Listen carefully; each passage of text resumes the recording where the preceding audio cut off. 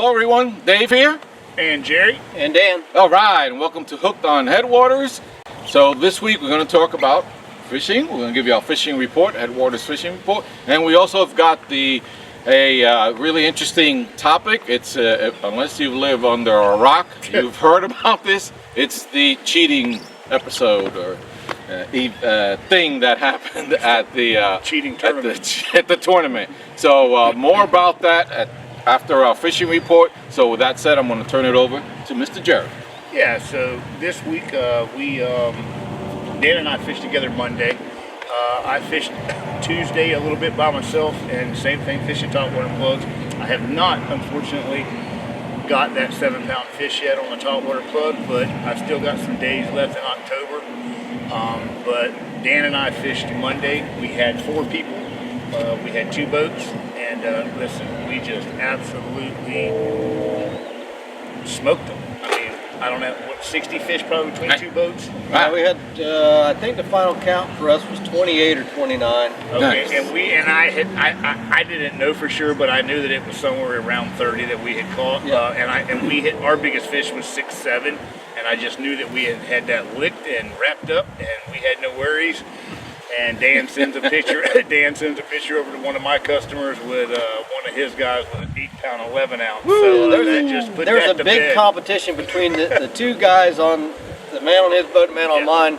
Yes. They're buddies, and there's huge competition. Before we even got in They the were boat, ribbing my each other boat bad. wasn't even wet yet, and these guys are razzing each other. Yeah. So it was a big thing, and I know on my boat, John was like, man, I got to beat him today. I got to beat him today. That's what he was I'll doing. never hear the end of it. That's what him and her both, JR and his wife Kathy that were with me, they were just like back and forth. Oh, yeah. But yeah, we did well. We did really well. We went up to the north end of the lake. I've been catching all my fish up there on topwater. Yep. And really, I've been catching 95% of them on devil horses. Show us one. So For those who maybe not familiar with, I know they've been around forever. Yep. they have, and they're an old lure. But listen, don't what's that saying? Don't change what ain't broke. So There you go. So up there on that north end, this basically all these lures that are in here pretty much cover, other than my frogs, they cover everything. This bait here particularly, both of these baits right here are the baits that I'm catching 95% of my fish on, that I'm catching on topwater. They just absolutely love these devil horses. Another one I'm catching a lot of fish on is this frog colored. It's a frog colored baby torpedo, not a tiny torpedo, but a baby torpedo. They've just got good solid hooks on them too. The tiny torpedoes do. They have almost more like a saltwater hook on them. But the bass are hitting these up right now on the hydrilla ledges. This is a lane changer. It's made by Yozuri. They're also smacking the daylights out of these right now. This is one I'm kind of just playing with. I painted it up myself. I'm going to try it out. But all of these topwater baits are working good up there. Your chug baits, like all your popping baits, you know, like these baits here, these baits right here like this are all working good up there.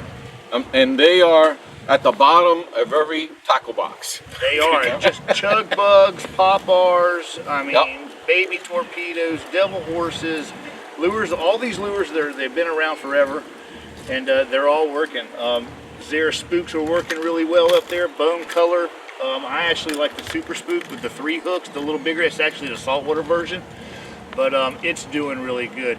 Plus, when you get these big fish up there, you know, 6, 7, 8 pounds, and you get them in a hydrilla, you know, you kind of want to have some of these bigger topwater baits that have these heavier duty hook sets on them. And some of them you can actually go right over to the saltwater side and just buy them right from the saltwater section. Some of these walking baits. Oh yeah. And then you don't have to worry the about Berkeleys are great. Absolutely. And then you don't have to worry about, you know, the hooks falling apart on you or straightening out. But yeah, so that's the deal, man. We're still fishing topwater up there in the north area.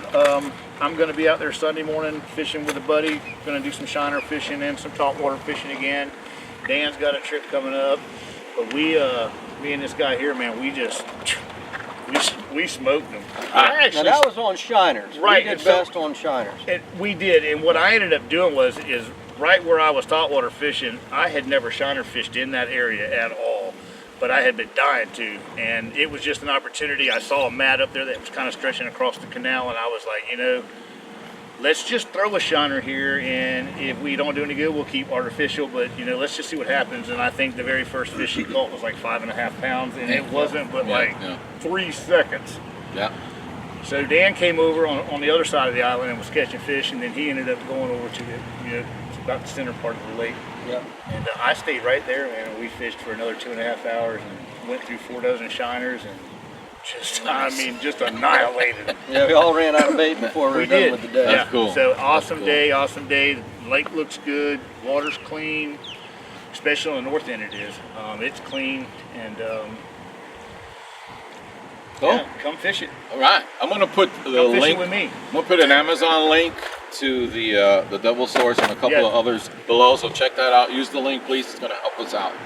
And before I turn it over to Dan, I just want to thank the Davis House Inn. We're videoing today from their dock. This is their dock. Their kind of beachfront here. Great, cool place to stay. Just down that way is a whole bunch of restaurants. That way there's a whole bunch of restaurants. This is just a beautiful part of Florida to stay in, to vacation. So we highly recommend a stay here. Check them out. Absolutely. Dan? Okay, so my trip, we just talked about the trip with Jerry. We did catch the majority of our fish came on live bait. The biggest, the 811, John's son Nick caught it. Biggest fish that either one of them had ever seen, which is really cool. Something cool about that fish is the longest fish that I boated out there was 27 inches. That's a long back, 27 inches. Yeah. So that was really cool. I had several days last week. I know we're kind of a week behind now, but I was smashing them on rattle traps. Chrome with a blue back and gold with a black back. And I was burning them. As fast as you can fish them without them rolling out of the water is how fast I was fishing.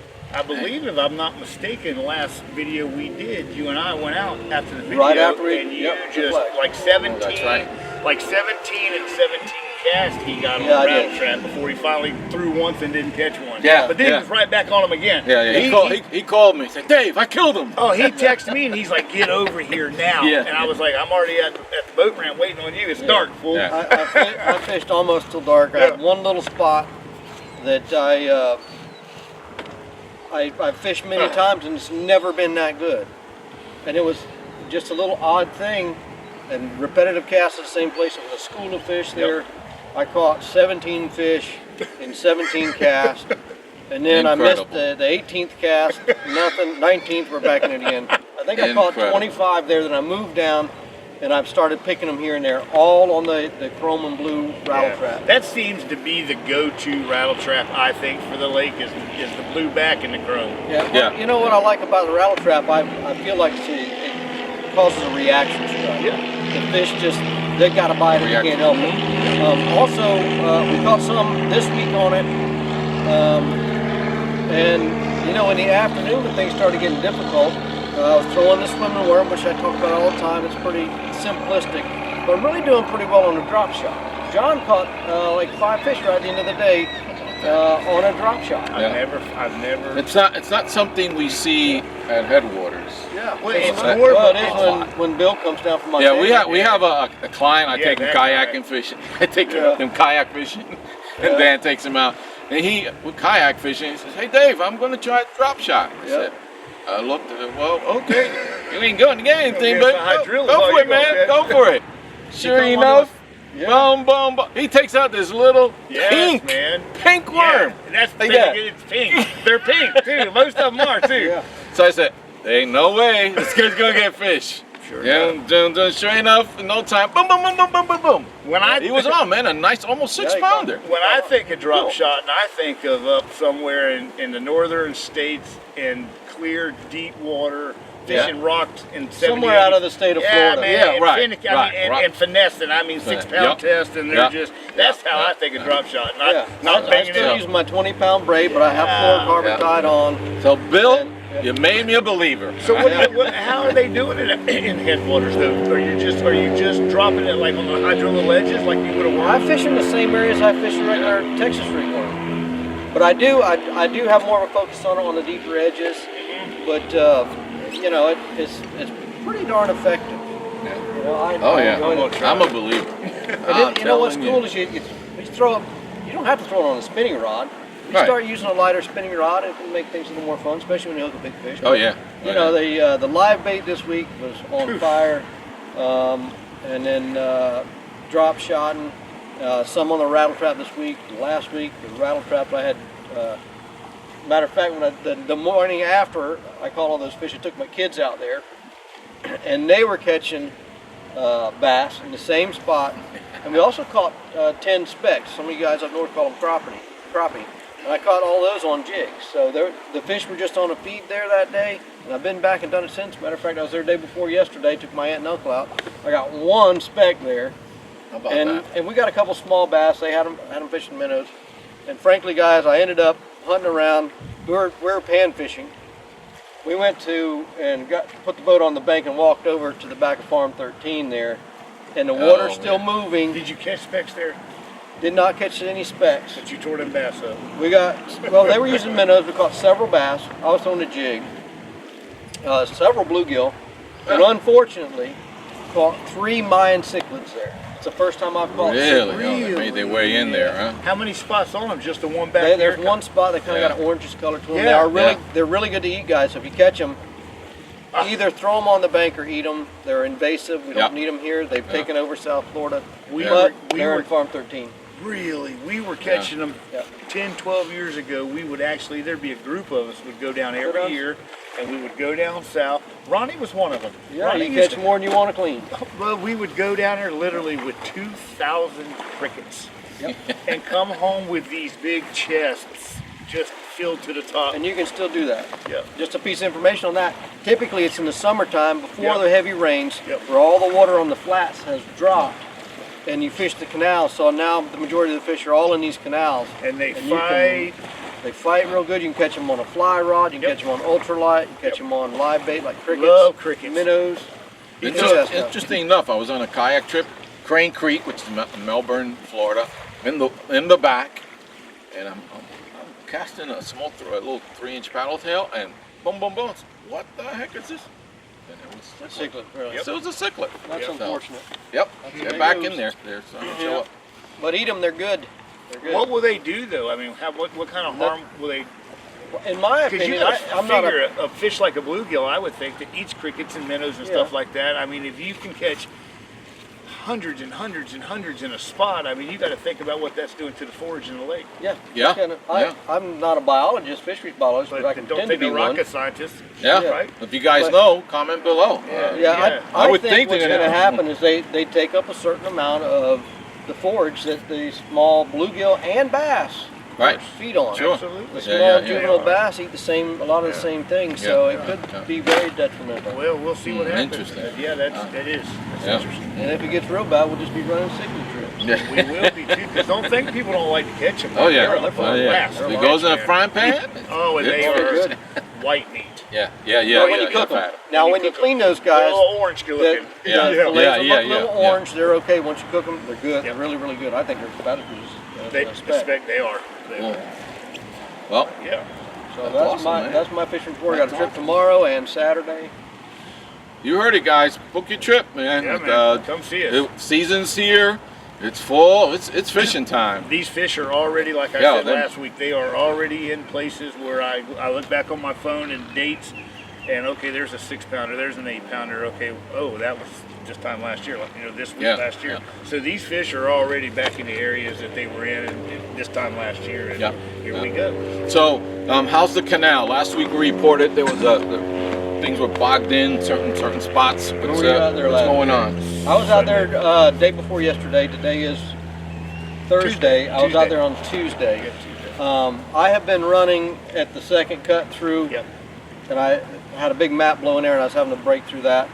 But 2 days ago, I went through. You can idle on the west side of the canal and get around the 2 mats, unless something has blown around in the last 2 days. You can get around. You'll just have to come down off a plane and idle around. Just don't get too close to the, trim your motor up. Don't get too close to the bank. If you do, make sure your motor's trimmed up. There's a guy on Facebook who just ruined the prop. Yeah. All 3 blades, busted them up. Yeah, so just be careful of that. As a matter of fact, I bent my new prop out there last week. Or no. Yeah, that day we went out. I bumped something, and I think it was a piece of wood where I'd never hit anything before. So just be careful. Yep. Yeah. Yep. And the rest, water's come down a little bit, but it's still high. How about the east-west? It's still, it's still blocked, jammed but in? you know, you can do. Listen, what I've been doing, if you're going to fish the center of the lake or down on the west end of the lake, southwest end of the lake, I mean, my personal thing is try to get, if you can, right there where you enter the first entrance of where you go into the North Canal. Right. Or to the North that Reservoir. opening there. Yeah, and then caddy corner across to the flag. Yeah, that's because a lot of people. I think a lot of people. Or where you can go in still, you know, you can cut around to the east and run the north and south pit all the way down to the east-west canal. Yeah. But you're going to have to come out of the east-west canal at some point and go around, you know, where it's matted, and then you can get back in it. You know, just be careful. Yeah, I think most people cut across to the right well, there. I've been up on the north end of the lake anyway, so I just been right back up that way. Okay. Cool. Well, there you have it, guys. Yep. Again, book your trips. The season's here. Yeah, come see us. Fishing time. And I know many folks planning their trip down here for late fall, the winter. So these guys get booked up. So Kayaking too. You guys are watching, probably aren't paying attention to us watching the bait behind us. We're in the middle of this big mullet run. Oh yeah. And you were down here just the other day, fished here. What you said? You make one throw with the cast net and you got more than you can use? Yeah. So kayak fishing has been great here in the saltwater. Bait, like Dan said, right there in the morning, one cast, you are loaded up, and you head out just a little bit there, and you're in the fish. And the beautiful thing about this is such a variety. Sebastian Inlet is not that far from here, so you've got that flow of water, and the species of the fish can be anything. There's mackerel just recently. Nice mackerel, some nice flounder. And right here behind you, you've got snook, you got flounder, you got sheephead, you got you know, redfish, you got tarpon. And then you got species of shark and grouper, snapper. I mean, everything. Yeah, caught a couple of nice a red grouper. These are all babies. I'd say babies. They're about 18, 20 inches. Yeah. I caught some reds and some gags here. It's a wonderful place to fish. A lot of these fish are, I believe, are kind of transitioning or just running through here back and forth. You just have to be there at the right time. Yeah, you know, like Dave was saying, Sebastian Inlet is right there. I mean, the bridge is just right over our shoulder here. Yeah. So And if you're staying here at the Davis House Inn, we launch from here. This is my launch site, right from here. So it's convenient. Get up in the morning and walk across the street, and we're fishing. As far as headwaters, the kayak launch is still bogged in.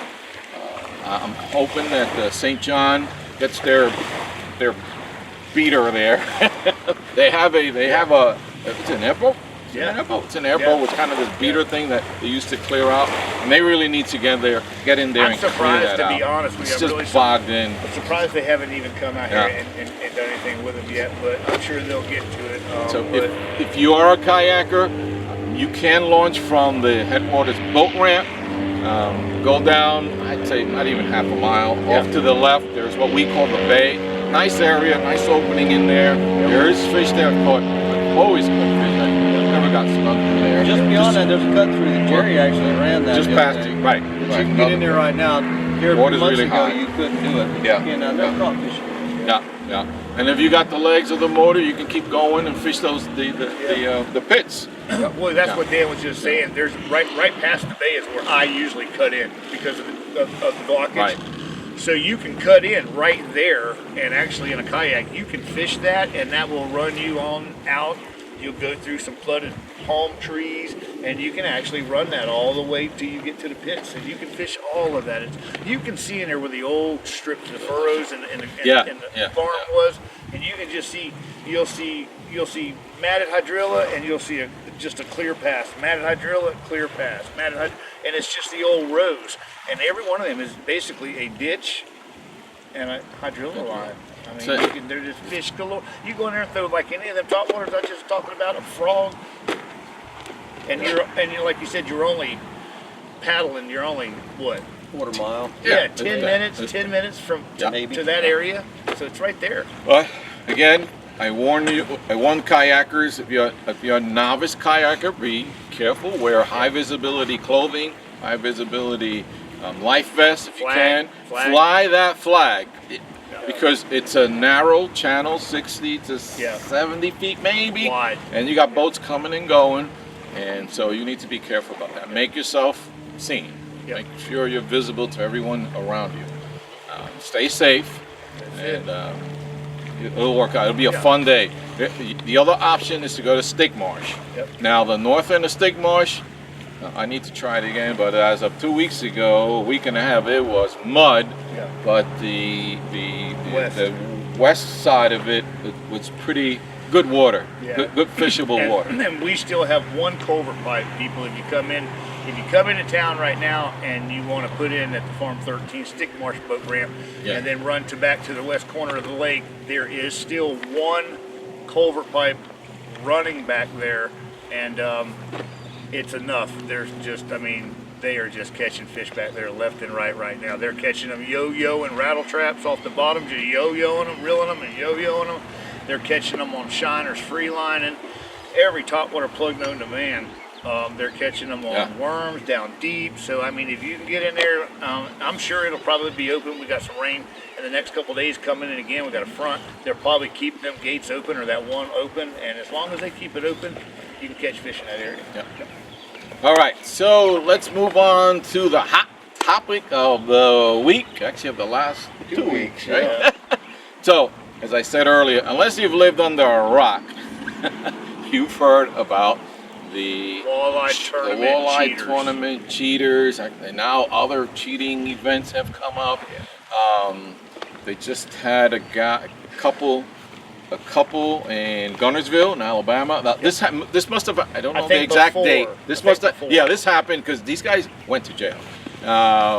2 guys, they hid, it's a night tournament. They hid fish under a dock. Days, or obviously a week before.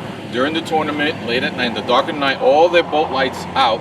They went to this dock and exchanged fish, pull out the big ones. However, someone was aware of it. The law enforcement folks were aware of it. They waited for them by the dock, took all their pictures that they needed for evidence. Obviously, at that point, officially, they didn't do anything wrong, officially. But when they went to the weigh-in, turned in their weight, boom, their fish to be weighted, boom, handcuffed and hauled away. Yes. These guys, the judge, he's been a good old boy in Alabama, He went book at him. He wasn't happy at all. It's a misdemeanor, maximum 1 year. Guess what they got? The 1 year. 1 year. Yeah. Now, the sentence was shortened, I believe to 30 or 60 days. Yeah. But then they had 400 days of community service at the boat ramp. Oh, wow. At the boat ramp in the park. Not hours. 400. Woo! That's a year. I'm sorry, 400 hours. I'm sorry. That's 10 work 50, weeks. 8 hours a day. If that, holy, over, and plus fines, thousands of dollars in fines. Probation. Probation, court costs. They violated it, so they went to jail at some point. And you know what could happen too is something I was thinking about. I know I've heard of guys that got caught poaching deer. They lose their right to hunt. That happened to these guys. I can't imagine somebody telling me, "All right, Dan, since you did that, you don't get to fish for X number of years." Exactly right. I mean, think about it. It's not. Listen, that was their bail term. For bail, they had to turn. That's it. They had to turn in their license. Listen, it's like this. You see it in football, you see it in baseball, you see it in every other sport. And now you're seeing it in fishing. There's just crummy people. I mean, you got crummy people in all things, and I mean, to me, I wouldn't want to win something that. I mean, you're not winning it. You're not winning it. You're not winning it. But I mean. This to me is a little bit different. This is a little more severe. This isn't, a local tournament where even then it was a couple $100. That's people's money. Yeah. But you got a tournament in this walleye tournament where these guys in the past have won over $300,000 in prizes. Yeah. Boats. Boats that are rigged. Which, by the way, just got confiscated. They took their truck and their boat. So you're looking at a boat, a significant boat with a 400 horse. I mean, it's rigged with $10,000 of electronics, and I mean, you won all of this falsely. Yep. So you've got that. Then you've got guys. They may not have wanted it outright. Now think about this. They were sponsored, I believe, by Ranger. Yeah. Yeah, that's the Ranger boat. They The hold embarrassment that they placed all on their their sponsors. sponsors. It's a wonder they didn't get. It's a wonder they didn't get assaulted right there. To be honest. Well, Well, the director was he told them, don't touch nobody. Don't touch these boys. Take But- videos and pictures of everything. You got to look at something like this. I mean, this isn't a local tournament, you know, where you go down to your local lake on Sunday. These guys plan this from year to year. They plan out their budgets.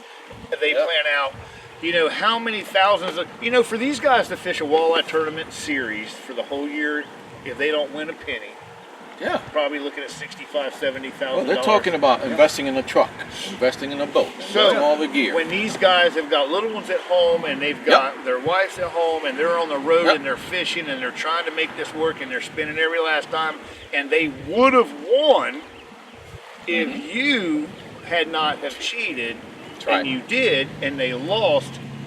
Now, to me, that's criminal. Yeah. That's criminal. You deserve to have the book and Something's got to come of that. I mean, because there's no way this is the first time that this has happened, and you don't know if it did or it didn't now. So you know with the last one. So I mean, I think if you don't know, you've been called to this one, you should just be stripped of anything that you won in the past. Yeah, well, now think about this too.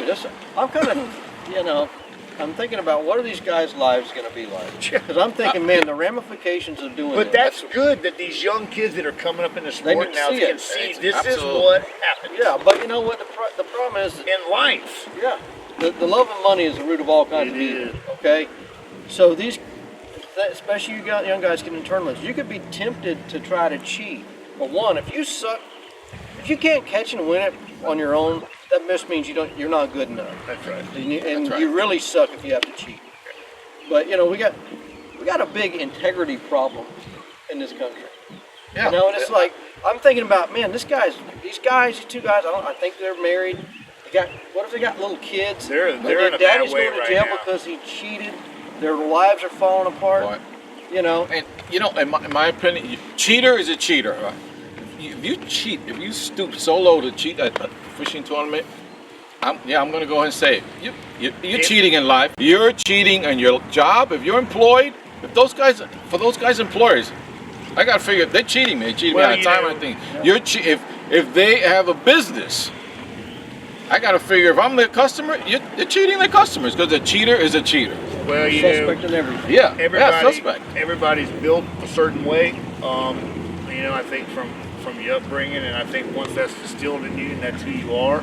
And I mean, and if that's the kind of person you are, then that's who you are, and you know, shame on you. And I mean, There's no integrity. So I'm sorry for you. You know, you have the choices to make a choice, That's it. all of us, but we don't have the choices of the consequences of those choices. And Well, I think man, something will happen. they should- I mean, I think this will be a big deal. now that's going. Obviously, this is going to impact tournaments all around. Yeah. So, what do you think tournament leaders need to look at now?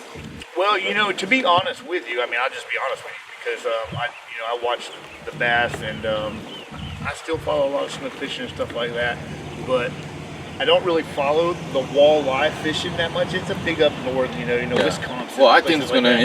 impact all tournaments right. across the board. Yeah. It is absolutely. You know, it's not going to be good for any of them at all. Yeah. But I wasn't aware that the walleye fish were dead that way in. Well, yeah. So Now, that's I have seen that's how they were tournaments able where to they cut are them. alive. Right. Well, and that's what I thought, but on Yeah. this particular Right, one, right. they weighed them in dead. And I mean, listen, I know that a 24-inch snook weighs 7 pounds. Exactly what happened here. I know that a 24-inch Yeah. snook is going to be somewhere 7-8 pounds. For example, Dan, the other day, customer caught a 27-inch bass that weighed 8 pounds 11 ounces. Now that's 27 inches. That's a 10-pound frame. Yep. But she will be 10 pounds when she fills with growth. So that's legit. But when you've got a fish, Yeah, the inches of it average up to should be 4 pounds, and That's it's what happened over in this 8 case. pounds on Yeah. the scale. Hello. I mean, dude, come on, man. That's Yeah, just blatant. Anytime you have tournament directors, Ooh, he was mad, wasn't he? Oh yeah. So He was. all the tournaments I used to fish a lot. He controlled himself. He though. I did. gotta hand He's it like, to him. nobody Yeah. touch him. Yeah, because they knew. They would have lynched them boys. He did know. They knew. They They knew. knew. Yeah, They knew. yeah. So you know, when all the tournaments I used to fish BFL series a lot, and I fished all over Florida, up in Alabama. Yeah. They always have a guy that he checks your fish, make sure they're Right. alive. Right. Those boys are fishermen too. That tournament director is a fisherman too. He knew. And they've got experience so that you can look at a fish and you say, man, that thing ain't that big. Yep. You know? Yeah. Or, you know, I've Can't seen weigh it that. before and some of the club tournaments I've done, something was off with the scale. I'm like, man, we gotta Recalibrate it, It's something gotta be like that. recalibrated. Right. Because, you know, This fish shouldn't weigh that. Yeah. right. Yeah. So, you know, it's just, kind of lost my train of thought there. My point being is that it's stupid to try to pull this one. It is. And especially with these big giant weights. But I guarantee you there's probably some knucklehead out there that's going to try some of the same shenanigans they just saw. Oh, and they're yeah. going to get caught too. Yep. At some Of course point. they will, you know, and that's what I'm saying is that some people just don't have an integrity. You're not going to change them, but for the young people that are coming up, you know, it's like me. I love martial arts. I think that is the best way to discipline, not only in that, but in your life, your structure. Yes. You know what I'm saying? And I think fishing is the same way for some of these kids that are coming up right now into this sport. I mean, it's everything to them. Yeah. I don't think it's good when you have fighters in martial arts that are nasty and talk crap and all that stuff. I don't think that's good for the young generation coming up. And I don't think that what they did in one hand is good for it. But I think in another hand, now you get to see what happens if you behave this way. Yep. So it's Absolutely. a double-edged sword, but I think it's good for the youth to see that this is not how you. If you're going to be in this sport, this isn't how you're going to behave. Yeah. Well, you know, I'll venture to say this, and somebody will maybe call me an idiot, but be my guest. These guys knew how to catch walleye. They did. They were in third. If they hadn't cheated, they would have got third. Okay. Well, I'm just saying. They had to come in. They would have placed 10 or above. They would have gotten Angler of the Year. 10 or above, because they had won all these tournaments before, obviously. If they weren't cheating. Yeah, so I'm just were saying, you know, They knew sometimes how you to just fish. you have to just wait your turn. And if you keep at it and you keep at it, you're eventually going to win fair and square. Yeah. It took me a lot of years when I first started tournament That's right. fishing. Sometimes it was a struggle to get my 5-fish limit. But then as things went on and I developed more skills and got more experience, you know, then I started getting some wins. I started getting some big fish. So that's what I'm saying. These guys are on a professional walleye series. I would think that they have a pretty They decent have to have some idea kind of of how to background, catch these knowledge, fish. yeah. Sure. They just suck bad enough that they don't have the integrity that they really need. Yeah. You know, and I think it's really something that it's good for us all to reflect on because. You know, if you point your finger at somebody, we always got 3 pointing back at ourselves. That's right. So Absolutely. I try to Absolutely. use this as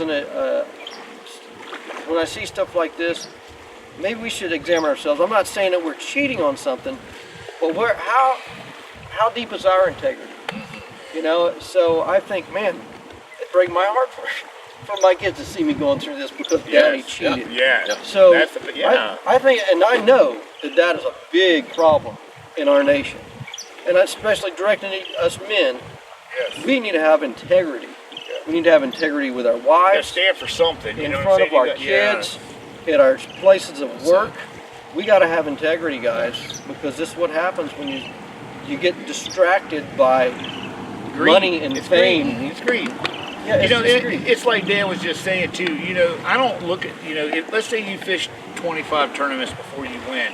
You can't look at, okay, well, I'm not winning, I'm going to cheat. You know, I really want to win, because every time you lose, you're learning.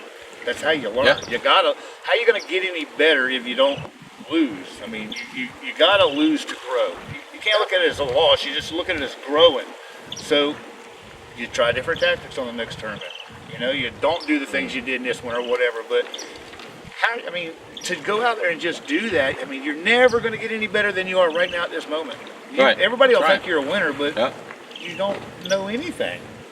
Yep. Don't make any sense. Yep. Yep. And it carries Well on, said. and it carries right on over into life. Everything. Yeah, the same can't do it fair. If you can't You win can't. fair and square, you didn't win. Yeah, you didn't win. Nothing comes easy that's good, man. Nothing. So, You know, there is some other things too we got to think about. That I think there's going to be a lot more people, and a lot more suspect of everyone else. I have seen Every that tournament. in the past. Everybody. Where Y'all check him? you know, there Yeah, there was some people accusing someone of cheating. I'm like, well, where's your proof? Do you have proof?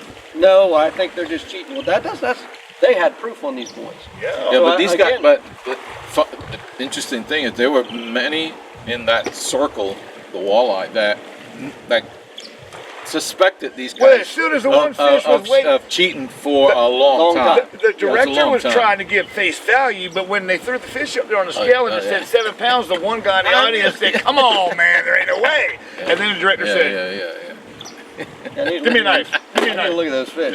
Yeah. So what I'm saying is that we do have to be careful to, and again, it's integrity is, True. if you're pretty sure somebody's cheating, you need to take care of it Yeah. as a tournament director. Yes. But I've seen it where guys are pointing fingers, but they had no proof. They just Yep. didn't like the guy. Yeah. Yeah. And But he- now and he if was you a do great that, fisherman. you're going to get checked But out. you know, I mean, I'm no expert at the law, but they can't prove. I don't know what they have, but I don't believe think- it'll be very difficult for them to go back a couple of tournaments and say that they cheated because there's no proof. I don't think that. there's no way they don't There's have no the way they evidence. get the Yeah, money. evidence. I don't think they get any money. I don't think they'll have to pay any restitution. But I think just because of, you don't think that they should be stripped of anything they've won in the past. I guess You have to have proof. I don't know. It'd be, Well, Well, yeah. I guarantee you they're stripped of their title. guarantee They'll they never won't. fish They'll another never. tournament up there. They're Yep. gonna have to. they're not gonna. Change Well, your they won't be Anywhere. fishing. Anywhere. Yeah. If Wherever just- they go across the country. they're going to get mugged if they just go on their own. I The don't care fish just. where they move. Lord. Folks, don't cheat. Bottom line, Don't cheat. it's not worth it. Be a man of integrity. Integrity is not easy. No. It's easier to cheat than be a man of, being a man of integrity, stepping up, doing the right thing. Doing the right thing costs sometimes. Yeah. It does. But And doing the right thing when nobody's looking. when no one But is looking, I promise you, I promise you, for me anyway. For me, when I go out and work all day, or I do what I do all day long, and I know I put a solid day in it, and I got the good out of myself, and I come home and I take a shower and I sit down, I earned that. yep. I Yep. earned that. I feel good Absolutely. about that. You lay around the house, you don't do anything, and then it comes nighttime, and you've been laying around all day. You don't feel like it's the same thing if you're cheating, man. You don't put nothing into it, you don't get nothing out of it. That's right. Except caught when you cheat. Well, folks, send us your comments about this. I'm sure a lot of thoughts out there, a lot of different ideas. What's going to happen with tournament fishing? I don't know. I think we're going to see some sort of scanners. Yeah. At Well, I tournament think fishing. that's what's going to happen. X-rays, Some sort of X-ray scanner. Geez, in this case, a metal detector. A metal detector. Who the hell? We got weights, Like boys. like the airport, you gotta walk with your catch. Isn't that something? Walk through the metal It's like a baggage check. You got to just send him to a scanner. I mean, good God! But But you know, years ago, my uncle, when he was still alive, he quit fishing tournaments because they never had to bring their fish in alive. I'm talking back in the 70s. yeah, right. Guys were throwing them in the freezer and bringing them out. You like- know, Yeah, You know, they got fish that were frozen. they So got caught last yeah, June. yeah. they had them in right. the freezer. He looks a little freezer burnt, but no, guys. I mean, it's Yeah, ridiculous. So this cheating has been going on a long time. Right. Anytime you put money or notoriety into anything, especially money. And thank God that they're dummies, because if they had just eased it by, they'd still be cheating right now. But because of their insane, Their insane greed. yeah, they I don't know. They said the weights were the size of eggs. I'm thinking, oh, yeah. good Lord. So, I'll post Can a you picture. imagine? They were this big. Not I that don't want to big. drive on your toes. So I heard a thing. I was listening to it. Some things. They were charged with. Well, they haven't been, as far as I know, were they Well, they've charged? been arrested now. They have. Oh, they have? Yeah, they've Yeah, been Okay, arrested. okay. They've charged them with illegal possession of fish because when Right, they that's filleted, one of they the broke charges. another law. Those fillets of fish Yeah. that they stuffed in with Now, the weight. where did they come from? Because they Other, were- All the fish. that they had caught Yeah, that yeah, day? yeah, There's all kind of laws on that. Like you aren't supposed to clean And your then- fish on your On the boat water. unless you're going to eat them. Yep. And the other my charges. goodness. Tournament, it was It was cheating and That's And cheating in the that's tournament. Just, what was the other one? For crazy. 42,000 attempted grand theft. Yeah, right. Grand That's right, theft. grand theft. What's a felony? Yes, it's I think legal they're going felony. to be It's a third charged. degree I think felony. Yeah. three Punishable felonies. up to 5 years, or a Jeez. $10,000 fine, or both. Oh, And they anyway. could, I don't know, but yeah, they're We haven't heard the last of this. No. See where this goes. Again, share your thoughts with us. I'd be interested to see what you guys think, and what this will do to tournament fishing as a whole. Yeah. And we're still looking for somebody to show a picture. Show it. I want to see a picture of a fish 7 pounds or bigger on the top water. Top water. That's right. And don't cheat and hang the wrong plug in its mouth. Try it. No cheating, cheaters. Don't catch this thing on a speed Now, we be line coming over to visit you. and hang a hula popper in its mouth. I don't want that. We got hooked on Headwaters law. So, I think that's it. We're going to wrap things up. Before I do, one big shout out to the Blue Cypress cabins. Great place to stay along Blue Cypress Lakes. A very rustic setting, neat setting with a dock. We're going to do a show from there in a couple of weeks, so be on the lookout for that. Yep. And we're going to change things up with the show format, more on the water with these guys. We're going to do trips away from this area. So we're going to go beyond Headwaters. So Headwaters is really the beginning of things, right? It's where water starts. It could be a headwater. So well, it's the headwaters of the St. John's, man. Yeah, it is like Ground Central, but you know you can. I mean, so like we're going beyond Headwaters. So it could be Headwaters and beyond. Headwaters and beyond. So that's where we're going. Because with the show. You know, for years I've always fished up at Satori's, which is another farm, and Kenansville, which everybody who watches the show knows. Kenansville looks good this year, guys. I mean, it's ready to go. So, all right, let's do it. If you're planning a trip down here and just don't know what lures to use, hey, check out American Baitworks Headwaters bait boxes. There's 3 of them, a top water all around, and a pitching box. It has several baits that'll work here and across the country. So if you use Hooked on Headwaters 15 as a code, you get 15% off their entire line of products, rods, they got tackle. Their Halo rods are awesome. All their lures. So they got a bunch of really cool frogs. Yeah, the frogs. Yeah. Thank you everyone for taking time to watch and listening and commenting. We really appreciate you. Please do us a big favor, subscribe. Yes. Give us a thumbs up. And comment. Let us know if you want to see. Again, we're going to beyond Headwaters. That's our thought for the next year or so. If you got some ideas for some beyond Headwaters show, let us know, man. That'd be cool. All right. Well, God bless everyone. Good men and women of integrity. See you next week. See you at the next one. Have a good week, guys. Bye bye.